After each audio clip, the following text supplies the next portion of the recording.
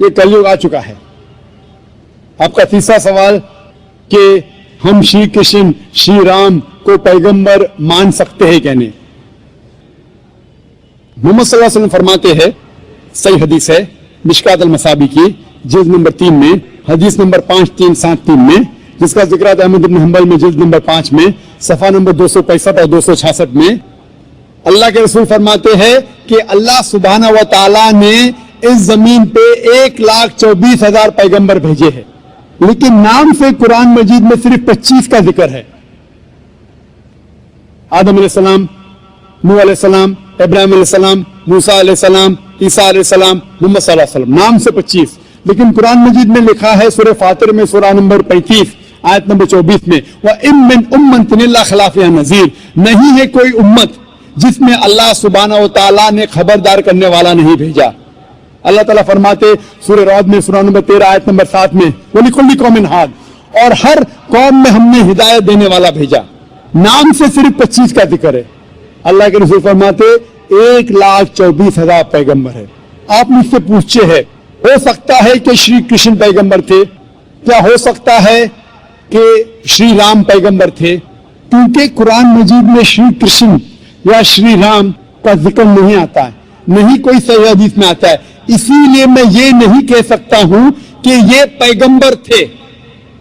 میں یہ کہہ سکتا ہوں کہ ہو سکتا ہے, میں بھی ہو سکتا ہے وہ پیغمبر تھے یا ہو سکتا ہے وہ پیغمبر نہیں تھے, لیکن یہ نہیں کہہ سکتا کہ وہ 100% پیغمبر تھے. کچھ لوگ کہتے ہیں رام علیہ السلام, یہ غلط ہے, یہ کہنا غلط ہے.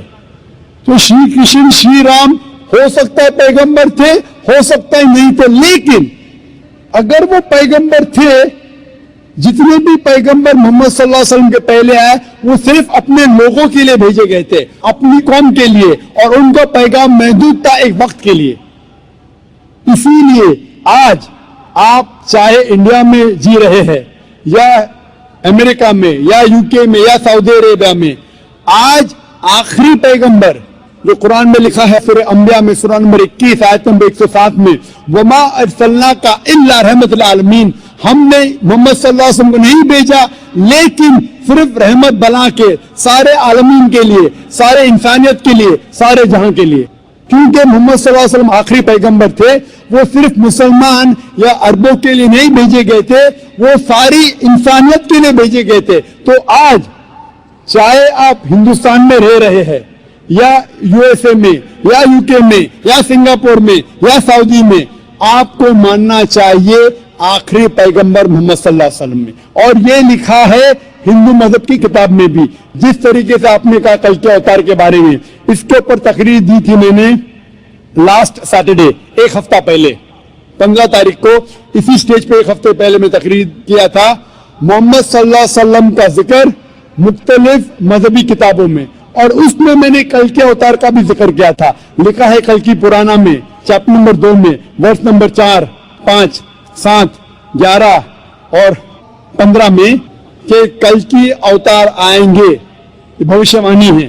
اس کے والد کا نام ہے وشنو یاس, ترجمہ کرتے ہو جاتا ہے اللہ کا بندہ عبداللہ. اس کے والدہ کا نام ہے سمتی, ترجمہ ہوتا ہے امن رکھنے والی عورت, جس کا ترجمہ ہوتا ہے امینہ. کہا گیا ہے کہ وہ پیدا ہوں گے سنبھالا میں, امن کی جگہ, ترجمہ ہے مکہ.